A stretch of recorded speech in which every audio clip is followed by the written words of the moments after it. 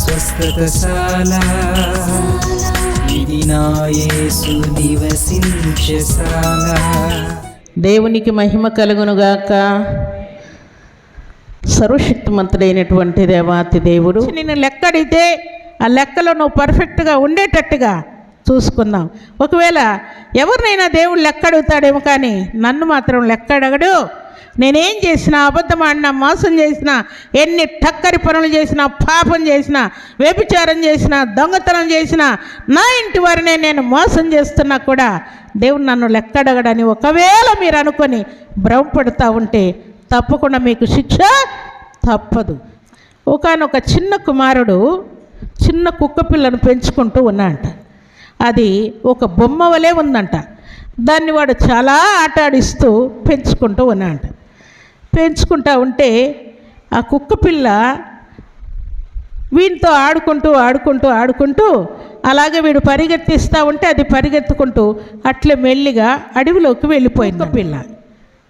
దానికోసమని ఈ చిన్నవాడు కూడా నా కుక్క పిల్ల వెళ్ళిపోయిందని కుక్క వెంట పరిగెడుతూ ఉన్నాడంట. చాలా దూరం పరిగెత్తాడంట. అది చిక్కకుండా అడవిలోకి వెళ్ళిపోయిందంట. వెళ్ళిపోతే ఇక నేను పరిగెత్తలేను అనుకొని ఈ చిన్నోడు కొంచెం స్లో అయ్యాడంట. అంతలోపు అడవిలో నుండి ఒక పెద్ద పులి వచ్చిందంట.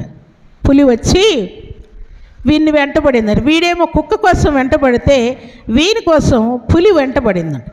వీడు పరిగెత్తుకుంటూ వాళ్ళ ఇల్లు దగ్గరలోనే ఉందంట అడవికి. వాడు పరిగెత్తుకుంటూ తన ఇంటిలోనికి వచ్చేసాడంట. అది వీడు ఇంత చిన్నోడైనా వీడిని నేను పట్టుకోలేకపోతున్నానని చాలా ఆకలికొని ఉందంట ఆ పులి.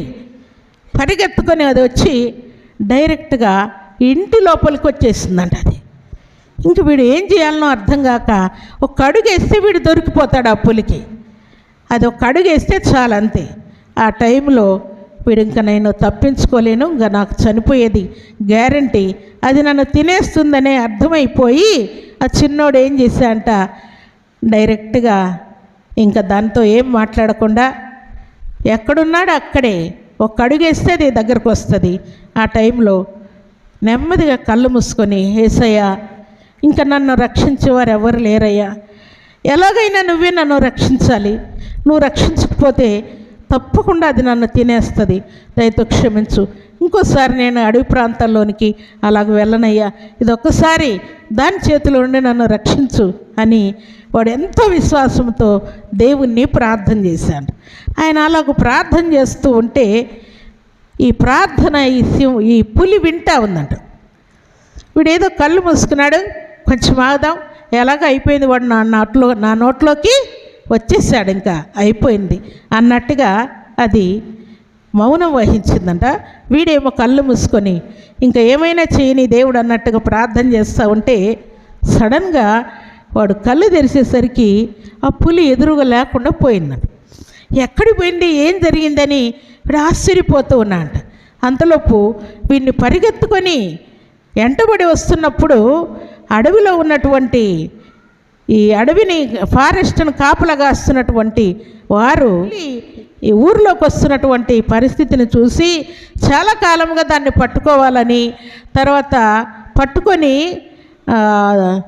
జూ పార్క్లో పెట్టాలని వారు వేటాడుతూ ఉన్నారంట. చాలా కాలంగా అది దొరకట్లేదంట ప్రియులారు. ఈ టైంలో అది పరిగెత్తుకొని వచ్చి ఇంట్లోకి వచ్చేసరికి వారికి మంచి ఛాన్స్ దొరికిందంట. సడన్గా వీడు లోపలికి వచ్చాడు, అంతే. వెంటనే వారు వచ్చి దానికి ఉచ్చేసి పట్టేసుకున్నారు. ఈ సంగతులన్నీ వీనికి తెలియవు ప్రియులారు. వీడు మాత్రం మౌనంగా దేవుణ్ణి ప్రార్థన చేస్తూ ఉన్నాడు, అంతే. వాడు కళ్ళు తెరిచేసరికి పులి ఎదుట లేకుండా పోయిందంట. అప్పుడు వాడు ఎంతగానో దేవుణ్ణి స్తుతించాడు.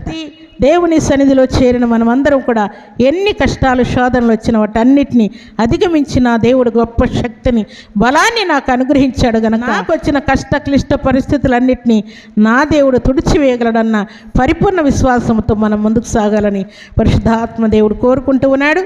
అలాంటి కృపా భాగ్యం ఈ శుభదినాన సర్వాధికారి మనందరికీ అనుగ్రహించి ఆశీర్వదించునుగాక. ఆమేన్.